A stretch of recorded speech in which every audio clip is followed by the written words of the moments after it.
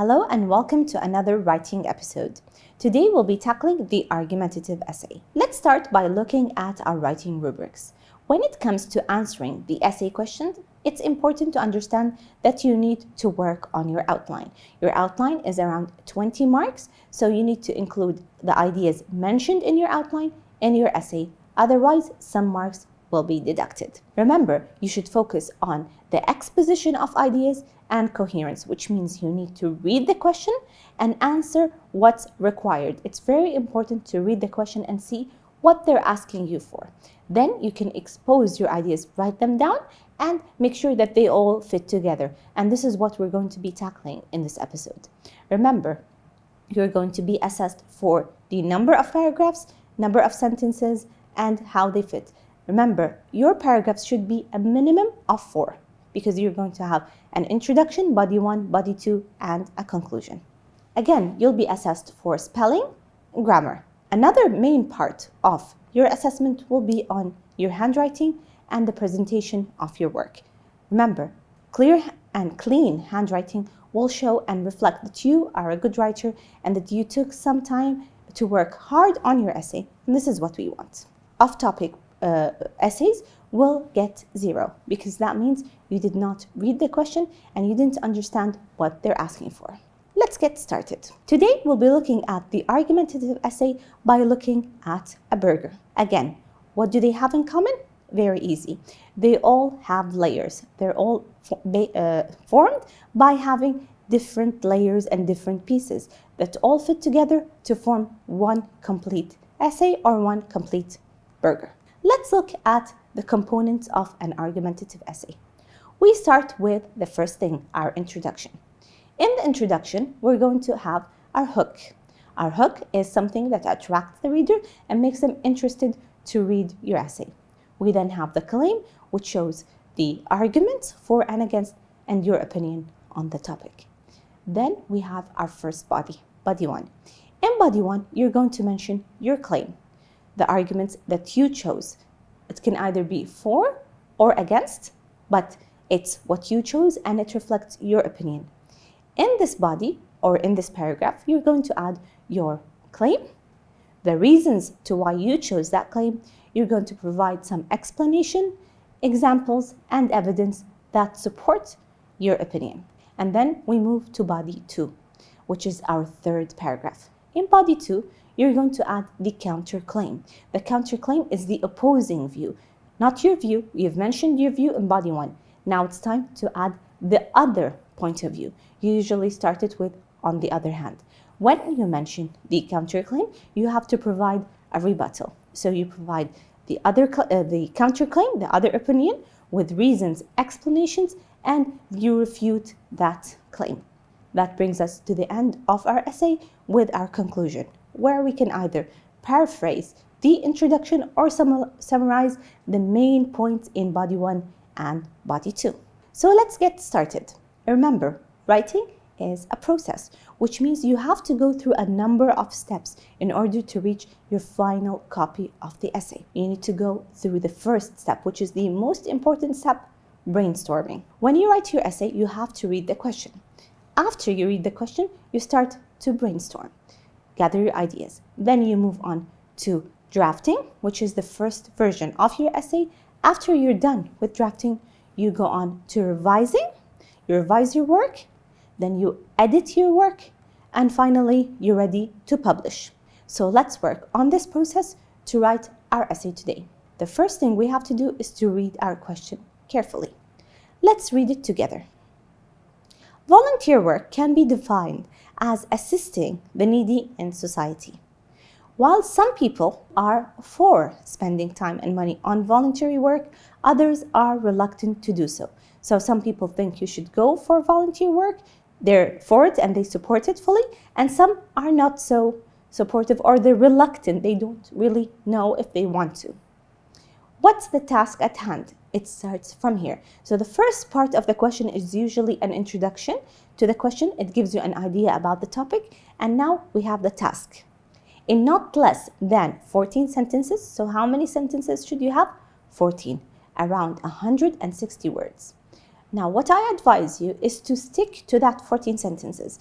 Don't go below the word limit. You can go over the word limit, but not a lot. So, for example, if they ask 160 words, you can write up to 200, 220, 250. That's it. Don't go over, don't double or triple the amount, because that shows you didn't follow the instructions. In not less than 14 sentences, plan and write an essay stating the arguments for and against spending time and money on voluntary work and presenting your point of view. So you're going to tackle the two arguments for and against, and you're going to show your point of view. So what do we start with? We start with our brainstorming. When you brainstorm, you gather your ideas. You look at the question and you gather as many ideas as you can. Once you do so, you take these ideas and you organize them in sequence to make it easier for you to fill them in your outline. After that, you're going to arrange that information in your outline. Let's see how we can gather ideas, how we can form them together.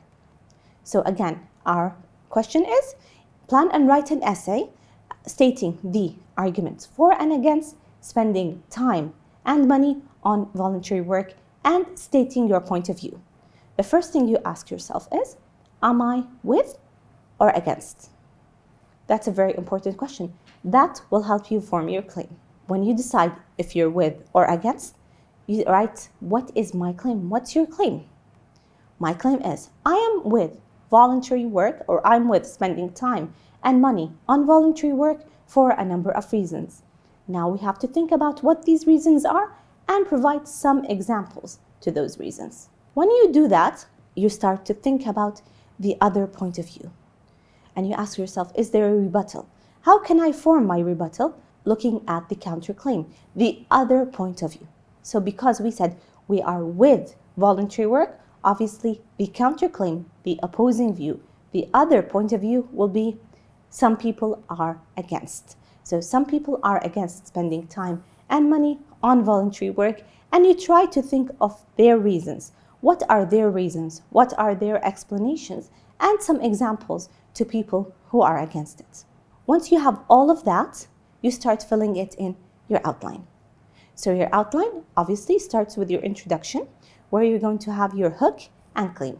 Based on the topic we discussed and we just read, we're going to write, volunteer work is a good idea. This is just, we're writing ideas. Now remember, this is not the essay. Here you're writing your main ideas. You have to write, just simple ones. You can't write the whole thing in your outline, because it shows that you have two essays. The outline outlines, shows, displays the main points that you're going to discuss. Remember, it's very important that you remember this. It's about writing the main ideas, and then you elaborate in your essay. So we'll just write, volunteer work is a good idea. And then in our first body, we're going to write our claim. How are we going to write it? Based on our point of view, the claim that we mentioned in our introduction. So volunteer work, or it is a good idea to show, and we mentioned what we're talking about, the ideas that we're here to talk about or that you gathered. Then you move on to body 2. Body 2, remember, it's the opposing view. It's the other point of view. It's the counterclaim. Based on your claim and what you chose, your opinion, you're going to write your counterclaim. So here we'll say, on the other hand, and think about it as advantages, disadvantages, but don't get confused between the two. If you just simply state advantages and then disadvantages, you miss the point. You have to show what you believe and use the advantages or the disadvantages to prove your point. After you write your counterclaim, remember to write your rebuttal, and this is what we're going to do later on and show you how to write it, and then finally, finish your essay. You may be asking yourself, how do I write my rebuttal? How? Or what is a rebuttal? A rebuttal is what the other people say, what they respond, and how you are going to reply to them. So when you look at the counterclaim, they provide reasons and they give you, it's good because. The rebuttal is how you're going to reply to them. So it's not about stating the advantages or the disadvantages. It's about how you reply to them using the advantages and disadvantages. So let's take an unrelated example. For example, some people may say, on the other hand, some people believe that watching TV is harmful to the body. This is what other people think. You have to refute it. Refute it means write your rebuttal. How will you reply to show that you disagree with this opinion and the opinion that you have is a better one? You can say, however, and this is a very good example of a connector that you can use for your rebuttal and your refute. However, limiting the amount of time spent in front of the TV and getting enough exercise will keep you healthy. So remember, look, we said watching too much TV is harmful. The rebuttal is showing, however, if you limit the amount of time you spend in front of the TV and you get enough exercise, your body will remain healthy. And this is what you have to do when it comes to writing your counterclaim and your rebuttal. Finally, this brings us to the conclusion. In the conclusion, you have one of two options. You can either paraphrase the introduction, write it in a different way, or summarize body 1 and body 2. It's really up to you how you write it. Once you've done that and you have your outline prepared, you start drafting. Drafting is basically using the ideas that you gathered, your outline, and putting it down on paper and writing down the essay, the first version of the essay, which looks something like this. You start right, it's a rough copy, it's a draft. Once you have it on paper, you have to move on to the second part of the process, which is the revising part. When you revise, I advise you to use ARMS. ARMS means to look at the essay, to look at the content of the essay, to add words, to add sentences, anything you need to add, you add it. To remove any unnecessary words, words that maybe you repeated a lot, sentences that just don't fit in, things that you feel are unnecessary. Or you can move a sentence around. You look at it and you think, this sentence should not be here, it should be moved to another place. That's what you do. And finally, you can substitute one word for another. You think, I think I should use another word. And this is what we mean by ARMS. Add, remove, move, or substitute. So let's look at our essay and try to apply ARMS. Look at the first sentence here. We have an extra unnecessary sentence. Are you with or against volunteering? Now this is a question form. Remember, it's good to use question forms when you're preparing a speech because it's informal. However, for essays, try to be formal. Try to start with statements or quotes rather than questions, which are better for informal things such as speeches. So we'll remove this and we'll start our essay. We removed an unnecessary sentence. Look at the essay again and let's see, what do we need to do? Read it. Let's read it together. Volunteering is a great way to pay back to the world. Some people are for and some people are against involvement in voluntary work. Now here we're showing the 2 points of view, for and against. However, is my opinion there, which they asked for? No. So what do we have to add? We add our point of view. So we'll say, in my opinion, spending time or your time on and money on voluntary work is a great humanitarian duty. Your point of view, we added it. Once you've done that, now you need to do the same thing for the rest of the essay. It's up to you how you see your work. So there's no right or wrong. It's up to you to decide. Make sure you have everything in your essay. Once you've done that, you can move on to the next step. This brings us to editing. When you edit, you use your caps. Look at what caps mean. We capitalize. We make sure that we capitalize the names of people, the names of countries, the beginning of a sentence, and etc. And then we look at usage. The use of words, are we using the right verb, the right noun, plural, singular form? And then we look at punctuation and spelling. Let's look at capital letters. We already figured out that we have names, months, days of the week, the beginning of a sentence, and after a full stop. Can you spot the mistake in this sentence? We start school in September. Obviously, there's a month here, which is September, and it's a capital letter. This is what you have to do in your essay. to look at sentences and make sure, did I write everything here or no? Again, it's important to show values. What's missing here? The full stop.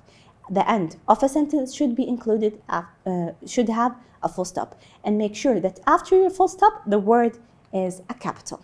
Now let's summarize, what do commas do? Let's take a quick look at what they do. Commas separate a list of what? 3 things or more. So they separate a list of 3 things. They also separate an introductory word. For example, however. They also, what do? They are used after words such as like, but, nor, yes, and so. Or they're used after combining words. Very, very simple. Now, let's look at this example.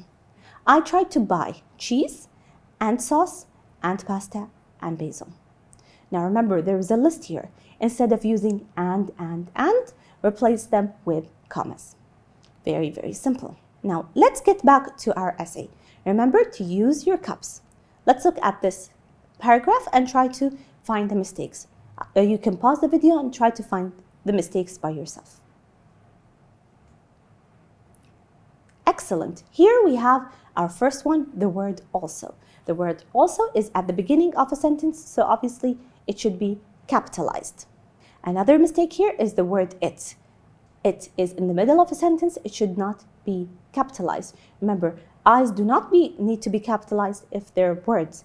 The letter I by itself is capitalized. However, words like it do not need to be capitalized. Again, what do we have? What else do we have? We have some punctuation. Remember, we said commas are used after introductory words. So after the word moreover, we add a comma. Once you've done that, your task is done. You're ready to publish your work, and it looks something like this. Remember, your paragraphs need to be indented. It's very important that you have clear paragraphs and that they're indented. This brings us to the end of our episode. In this episode, we tackled the argumentative essay.